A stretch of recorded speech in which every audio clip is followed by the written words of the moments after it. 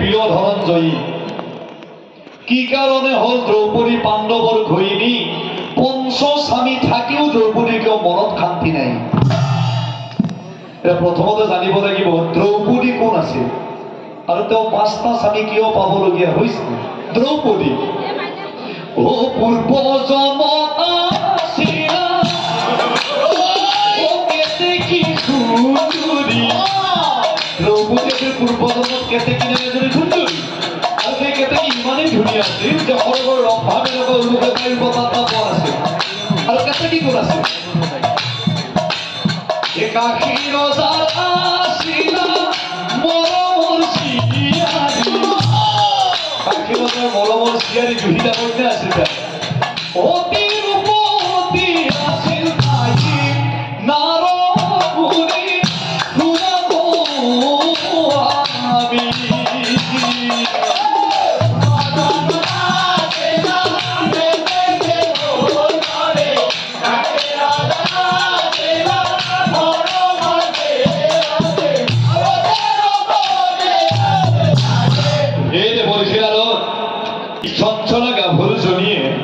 তোমাক গ্ৰহণ কৰিব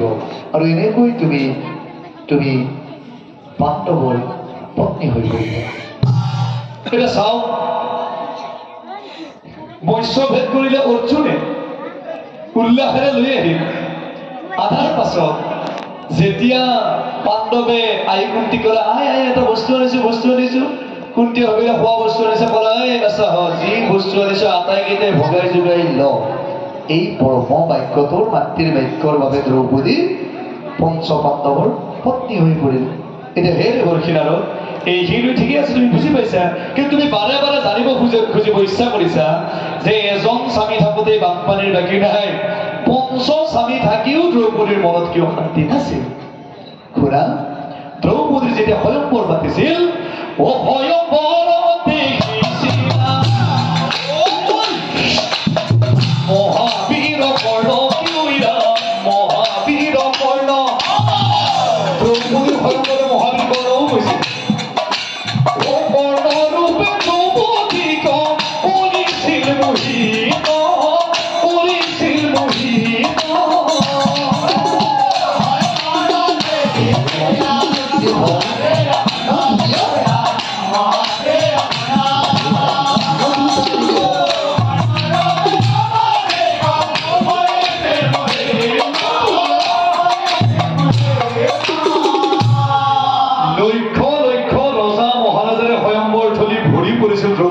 স্বয়ম্বৰ কত যুৱৰাজেৰে ভৰি আছিল সেই স্বয়ম্বৰ থলী কাকো চকুত পৰা নাছিল দ্ৰৌপদী কেৱল সেই কৰ্ণৰ ৰূপ লাৱণ্যই আকৰ্ষণ কৰিলে এটা চাওক প্ৰভু কৃষ্ণ স্বয়ম্বৰ থলী উপস্থিত আছিল যেতিয়া প্ৰভুই দেখিছে যে কৰ্ণ যিহেতু স্বয়ম্বৰত আহিছে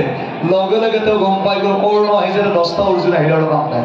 সেয়েহে প্ৰভুই এনেকুৱা এখন খেল খেলি দিলে যে এটা গুজব উলিয়াই এই হুতপুত্ৰ কৰা যদি মৎস্যভেদ কৰিব নোৱাৰিব লগে লগে এই যেতিয়া ভূবা চলি গ'ল মৎস্যভেদ কৰাৰ পৰা কৰ্ণ বঞ্চিত হৈ থাকিল কিন্তু যেতিয়া অৰ্জুনৰ অৰ্থাৎ পাণ্ডৱৰ পত্নী হৈ পৰিল দ্ৰৌপদী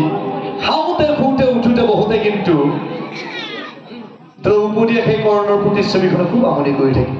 দ্ৰৌপদীয়ে গম পায় দ্ৰৌপদী একেবাৰে নাজানে কৰ্ণ যে কুন্তিৰ এটা পুতেক আছিল বুলি সেয়েহে তাই কেতিয়াবা মূৰখনি থাকোঁতে মনে মনে ভাবে এ কৰ্ণ যদি হলে